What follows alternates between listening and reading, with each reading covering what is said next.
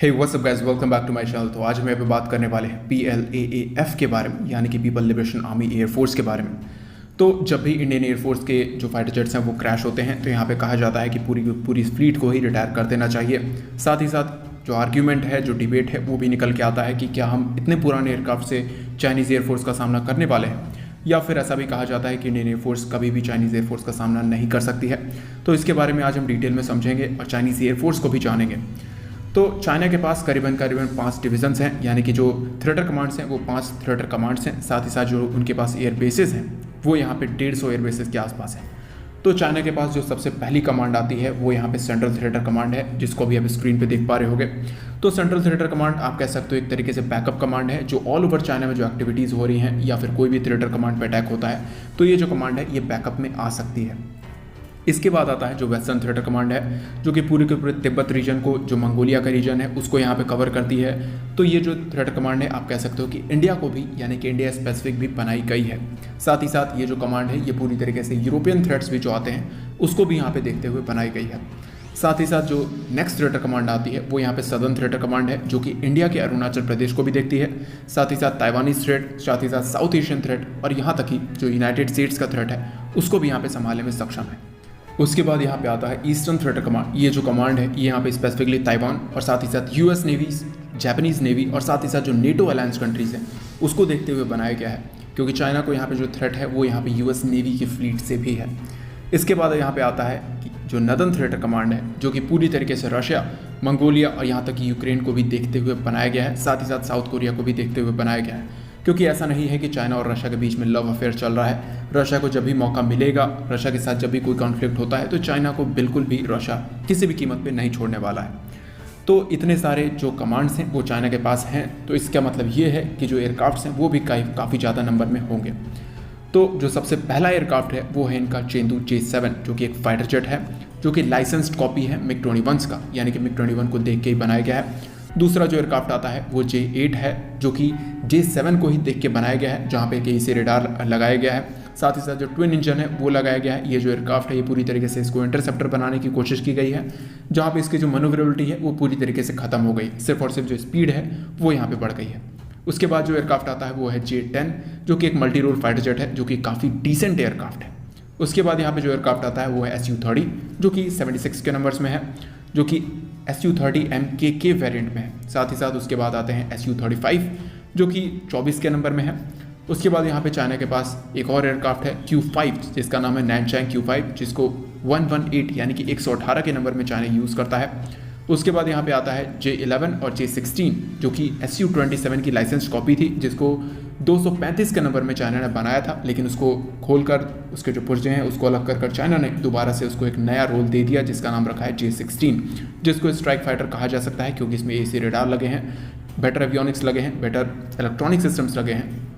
उसी तरीके से J11 के जो B और C वेरिएंट है वो भी थोड़े एडवांस है। हालांकि जो J11 है, जो कि A वेरिएंट है, वो उतना केपेबल फाइटर जेट नहीं है, हालांकि इसको स्टिल आप एयर सुपीरियरिटी फाइटर जेट कह सकते हो।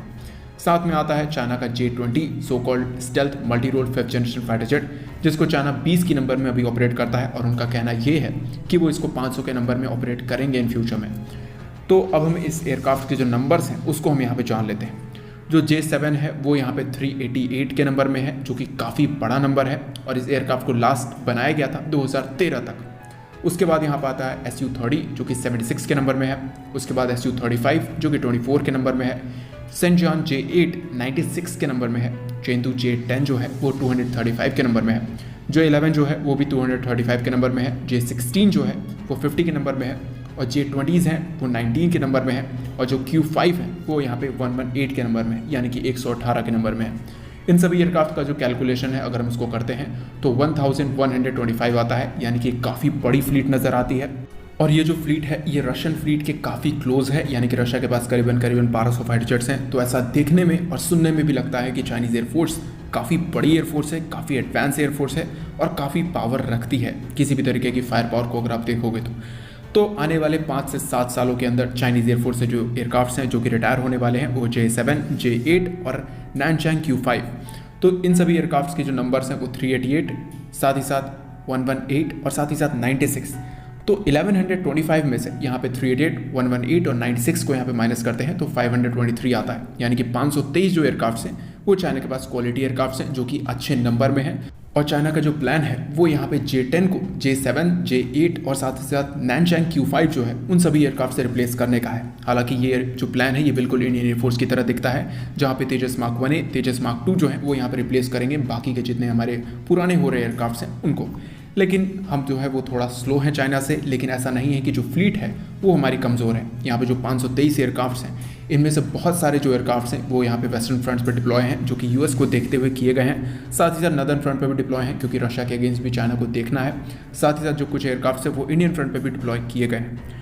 तो यहाँ पे जो पावर प्रोजेक्शन है वो चाइना J20s को दिखाता है, J16s को दिखाता है, लेकिन इंडिया के पास भी अच्छे नंबर में एयरक्राफ्ट्स हैं। यहाँ पे अगर इंडियन क्वालिटी एयरक्राफ्ट्स को देखा जाए तो वो यहाँ पे 428 के आसपास आता है। यहाँ पे सिर्फ और सिर्फ क्वालिटी एयरक्राफ्ट्स की बात हो रही है।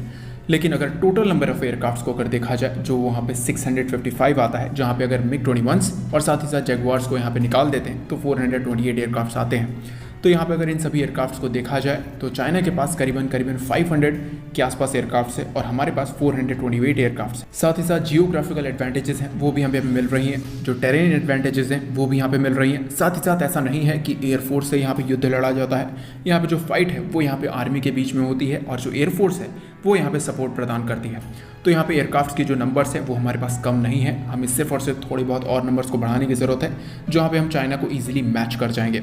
और ये जो मैच होगा ये यहाँ पे 2 फ्रंट वॉर को लेके होने वाला है। हालांकि अगर यहाँ पे 42 स्क्वाड्रन का नंबर देखा जाए तो ये यहाँ पे हमें सुपीरियर बना देगा पाकिस्तान और चाइना दोनों को लेते हुए। सिर्फ और सिर्फ आज के समय में ज़रूरत है यहाँ पे तेजस मार्क 1A को एक बड़े नंबर में इंडक्ट करने की और तेजस मार्क 2 जो है उसको भी बड़े नंबर में इंडक्ट करने की।